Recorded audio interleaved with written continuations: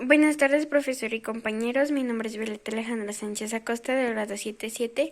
Yo les vengo a exponer sobre las colonias holandesas y del Caribe.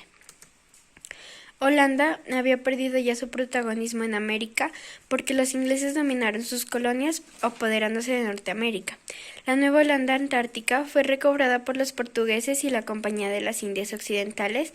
Desde entonces, una política de sostenimiento de pequeñas claves de comercio y contrabando reemplazó la posesión de grandes colonias que resultaban muy costosas de defender, convirtiéndose en una buena política, porque le permitió obtener excelentes ingresos, dominando cómodamente una parte del comercio indiano, sin necesidad de sufragar la construcción de fuertes y el mandamiento de tropas.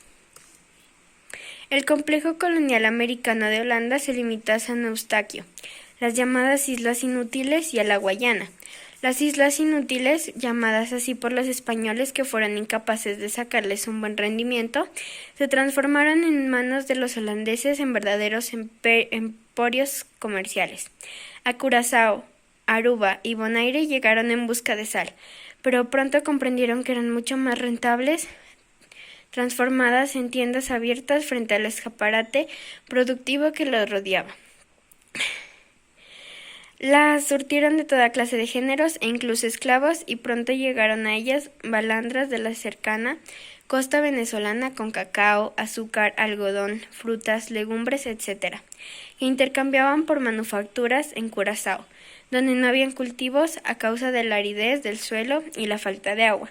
Se conseguían ajos, cebollas, casabe, cítricos, etc., aparte de holandas, bretañas, paños y paños ingleses.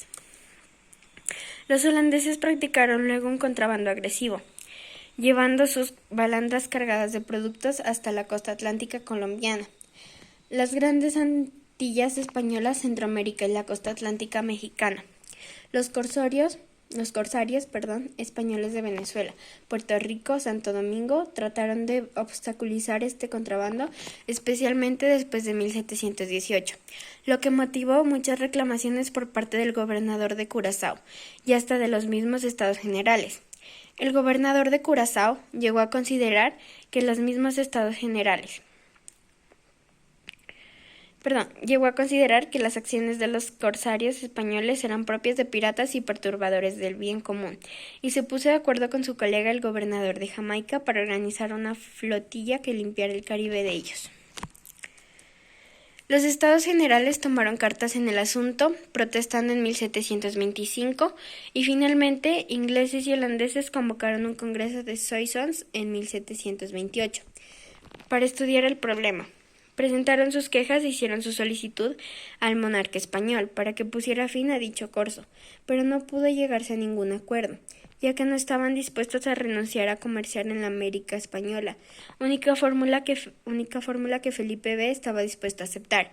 Tras el Congreso, los holandeses e ingleses reanudaron el contrabando con mayores bríos, y los españoles su corso, que motivó ya duros enfrentamientos por la presencia de los guardacostas de la Compañía Guipuzcoana, creada en 1728, a la que la corona le había encargado el comercio de Venezuela y la represión del contrabando en uno de los meses de 1733. Estos guardacostas apresaron 9 barcos holandeses y luego, entre febrero y mayo de 1734, 5 balandras holandesas, lo que da idea del contrabando existente. La Guerra de la Oreja tampoco resolvió nada, y los holandeses pudieron seguir contrabandeando desde Curazao, sin mayores problemas hasta fines de la dominación española en América. Sus islas fueron invadidas por los ingleses durante las guerras napoleónicas, siendo después restituidas. San Eustaquio no formaba parte de este complejo, pues era una isla situada en el Caribe oriental. Fue gran plataforma para el negocio negrero durante todo el siglo XVIII, además de un importante centro de contrabando. Era puerto libre, con Centroamérica y un apreciable centro azucarero. La colonia holandesa de la Guayana prosperó gracias al contrabando y al cultivo de algunos productos tropicales. La colonia pertenecía a una compañía privilegiada que autorizaba el intercambio con toda clase de buques y naciones. Su principal negocio era comercial con Curazao y con la Guayana venezolana. La llegada de colonos holandeses procedentes de Brasil mejoró los cultivos de azúcar, cacao, café y algodón. En 1770 había unas 600 plantaciones y gran número de esclavos, lo que permitió exportar productos coloniales a Holanda. Casi un centenar de buques de la metrópoli recalaban por entonces en sus puertos de su ruta a Curazao. En la década de los 70, la colonia ya tenía unos 80.000 habitantes, de los que unos 5.000 eran blancos. La colonización holandesa se centró en crear colonias de poblamiento para los calvinistas, emporios comerciales en el oriente y colonias de plantación que también servían de base para el contrabando de mercancías y venta de esclavos hacia las colonias españolas. ¿Dónde se estableció la colonización holandesa? Desde mediados del siglo XVI, comerciantes neerlandeses incursionaron en las colonias españolas de las Antillas, siendo su primera colonia Río Pomerón, actual Guayana, en 1581, y estableciéndose en las Antillas Menores, Sint Maarten, Curazao, Aruba, Bonaire y San Eustaquio, y en zonas de Brasil, de donde fueron. ¿Qué parte de América conquistaron los holandeses? Países Bajos estableció colonias en Norteamérica, Nueva Ámsterdam, que luego sería Nueva York, norte de América del Sur, Guyana neerlandesa, hoy Surinam, y algunos asentamientos de islas caribeñas, Antillas neerlandesas y Aruba. ¿Qué países conquistaron los holandeses? Los holandeses conquistaron Asia, Indias Orientales neerlandesas, Indonesia, Ceilán, neerlandeses, Formosa, Taiwán, Malaca, de Jima, Nuevos Países Bajos, noreste de Brasil, Surinam y las Antillas neerlandesas. ¿Cómo fue la conquista holandesa en América? No fue sino hasta el siglo XVI cuando los holandeses lograron hacer su primera expedición para el nuevo continente.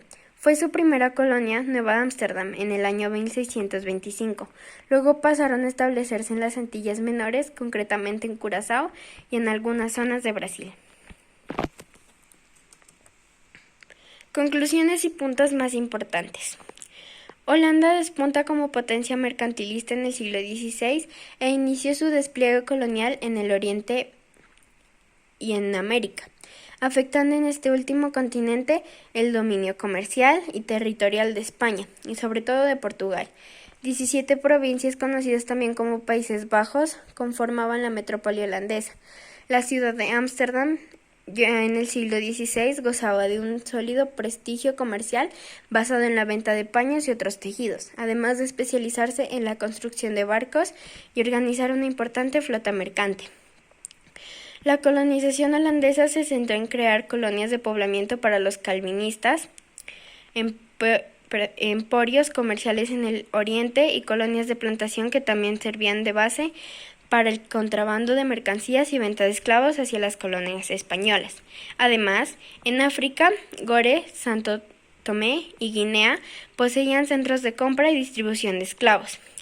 Se puede caracterizar al imperio holandés como una expansión colonial de breve duración, hasta el siglo XVIII, que acumuló capital mediante una intensa actividad comercial, el despliegue de una importante marina mercante y el hecho de contar con sólidas redes financieras dirigidas hacia los imperios español y portugués.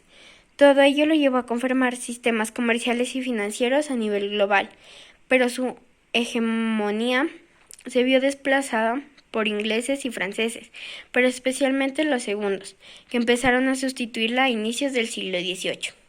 El impacto más importante de la presencia holandesa en el Caribe se hizo notar en los aspectos económicos, a partir de la toma de Curazao en 1634 y especialmente inmediatamente después de la firma de la paz con España en 1648. Se inicia una etapa en la que la capital neerlandés en América influirá en la materialización de los sistemas económicos de plantación.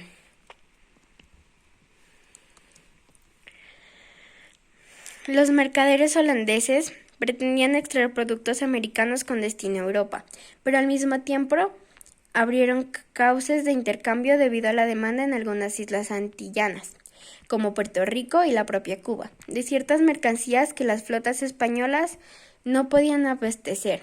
procedentes de otras zonas en la misma América: perlas, sal índigo, madera o cueros. Al mismo tiempo se introdujeron productos textiles del norte de Europa, siendo una situación que era considerada como acto de piratería para los ojos de la autoridad hispánicas, pero constituyendo un hecho que poco a poco sería asimilado para la sociedad colonial en general. A principios del siglo XVII, los holandeses eran los principales mercaderes marítimos de las costas atlánticas de Europa. La presencia holandesa en otras zonas de América se vio reflejada en diversos viajes del descubrimiento y expediciones con objeto de hacer algunos intercambios coyunturales. El descenso de comercio con España y Portugal a causa de la guerra les hizo buscar mercados en otras partes del mundo. Un producto deseado afanosamente fue la sal, esencial para su industria pesquera, salazón de pescados, en especial arenques, y necesaria en el Viejo Mundo para la conservación de la carne.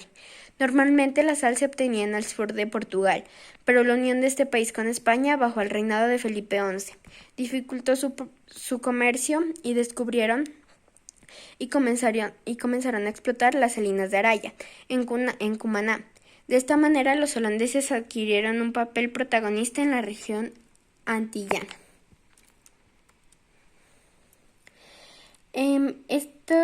Esta imagen representa algunos de los barcos de las colonias holandesas.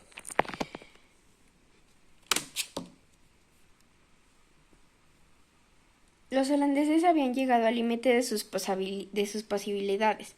Los esfuerzos colonizadores en el Brasil, las dificultades del asentamiento en el norte de América y la lucha con los portugueses para arrebatarles sus principales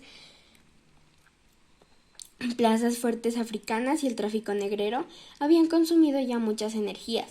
Cuando estos tres objetivos fueron perdiéndose uno tras otro, era ya demasiado tarde para aprovechar los años de dominio en el Caribe, pues el poderío marítimo batavo no era tan indiscutible y Francia e Inglaterra imponían su política colonial en América.